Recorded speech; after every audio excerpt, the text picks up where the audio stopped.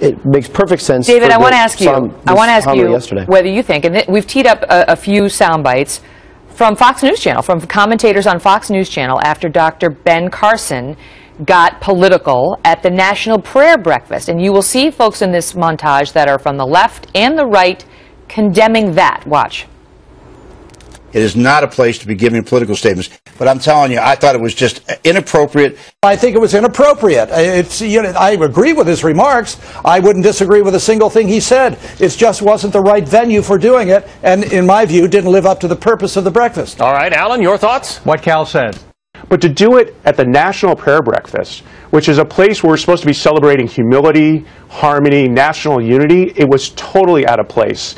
And I'm afraid it was such an indictment of what's wrong with Washington is there's no safe space anymore for comedy. There's no safe space to be free of ideological partisanship, polarization, all that stuff that turns the American people off.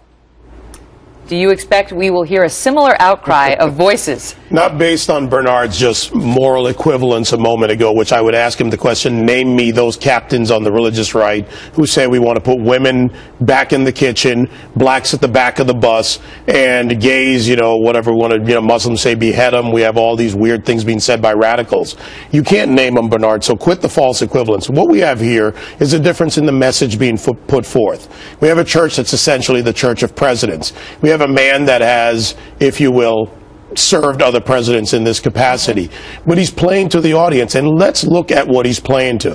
Father Philager, Reverend Jeremiah Wright, Al Sharpton. You're saying he's doing this because Barack Obama's in the audience? No, but he's playing to that same message, whether it's Barack Obama or whatever. It's the same anti-anything not leftist message, which is false. Well, and he could have done that at the inauguration if he really wanted to do that. He didn't do it. It's an insult to the congregation. It's an insult to a day in which Christians are celebrating a very holy day where we're talking about unity. It's not a partisan issue. And as for the reaction, Megyn, don't hold your breath. The baby will be born before you get an answer from the left on the hypocrisy in this. Okay. Before I get back to the father, I want to ask you, Bernard, about that, because is it fair to say anything about the White House on this? I mean, they were in attendance. I was asking the question, not drawing a conclusion about whether they need to respond. They were asked about it. Jay Carney was at the White House press briefing today.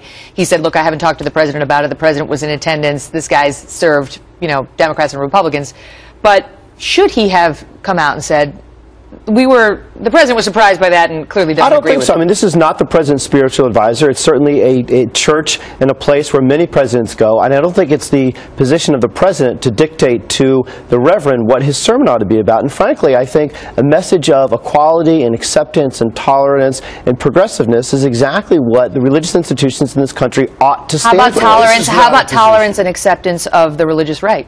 Well, I think that he's calling out what he perceives to be bigotry on the part of some members of the religious right, and I think that is well placed. The religious right hates blacks? No, that's not what I said, and that's not actually what he said. But he talked about how they want blacks to go back to the back of the bus. He accused some in the religious right of fostering an attitude of looking backwards and glorifying the past. And he got specific, Bernard. Speak to that allegation that the religious right, according to this pastor, wants blacks to go to the back of the bus. I think to the extent that the religious right and those on the right support restriction of voting rights, for example, that is a basic modern-day equivalent of saying, you know what, you go to the back of the bus. And it's absolutely true. Now we have it. All right, I'll let you respond. I'm going to get the father back in a minute. Now go ahead, David. This can't be unanswered. Name me those people who say those things, Bernard. I was not the one who... Name me those people you just cited on the religious right. Yes, you do. I didn't do that, David, because I didn't give the sermon. You throw out this false equivalency in these broad statements, which is absolute, Megyn, hypocrisy from the left. And you should be ashamed of yourself. You can't name these people, but you claim and you tack it on to a group of people. Let me take it down a notch. Let me take it down a notch and ask you, Father Murray.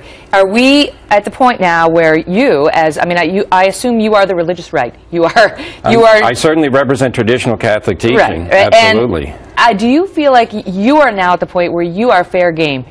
No one can get punched around. It's not okay to rip on any particular group, except for you now. You can caricature Christian teaching and call it bigotry, and that's reasonable speech on the left these days.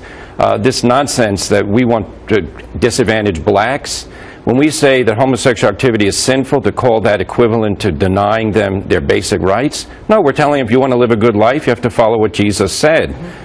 Basically, this is an attack on our freedom to preach what we believe. And immigration. I mean, the Catholic, I mean, think of this Pope and what he's done for immigrants. Look, if you believe in amnesty, which is the position of a lot of people on the left, you can consider yourself virtuous. But what about the people who believe in legal immigration? What about the people waiting to get in? We have lots of Catholics who want to get into this country and are waiting online. Should we disadvantage them because people who broke the law got in? No, but let's have a debate on it. Let's not caricature and say, those people are evil, they believe in this, we're the only virtuous ones. The thing is, this would be controversial if it were coming from a pundit, you know, to dismiss the religious right as being anti-black, anti-woman, anti-immigrant, anti-gay.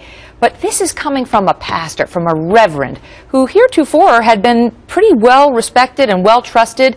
And it's coming at Mass on Easter Sunday. But I think some of the most powerful criticisms of organizations come from within. And I think, frankly, it's not about trying to censor religious expression. It's about holding religious institutions and leaders accountable for what they say. So if you feel that it's necessary to hold this reverend accountable, then by all means do so. But he clearly has seen instances in his professional career of those of the religious right seeking to hold back by talking about Where were you on past. Carson? Was it appropriate for Dr. Carson to speak out at the National Prayer Breakfast as he did? Look, the fact is that the National Prayer Breakfast is a political event, and the idea that it's not... So you were okay with it? It's always been political. You were okay with it then? I would not have a problem with it, no. Okay. Okay.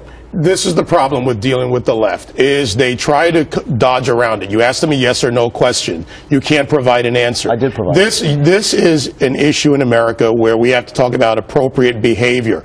This pastor spoke at other presidents' services, if you will. And let me just jump in and tell the viewers that in the past he said he was very careful, for example, at the inauguration of President Bush the younger, very careful in preparing that prayer service and inaugural invocation to not cross the line from pastor to public policy advisor, which is not my role, he said. And then he went on to say another time, my intention is never to scold anyone during a sermon. He understood back then that could be divisive, David. Go back to what I said in the beginning about playing to your audience, Megyn.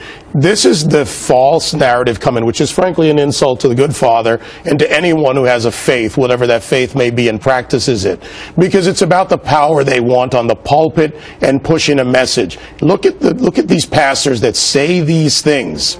They're actually anti-Christian because the Christian doctrine, if you will, does not go along with this kind of behavior. Father, that once certain people within the religious family, and including this pastor, evolve, come to a different view, whatever word you want to use, on issues like gay marriage, that there is now a bigotry on their part against anyone else who feels differently. Well, they used to want to debate the merits of gay marriage. Now they simply want to assert that this is the only rational and Christian thing to do, and historic Christianity and the Catholic Church says absolutely not.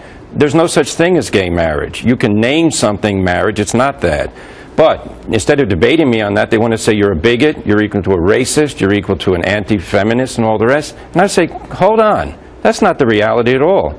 We love everyone, including sinners of all types. But we don't tell a sinner, well, you'd like to have a legal recognition for your relationship, go ahead and have it.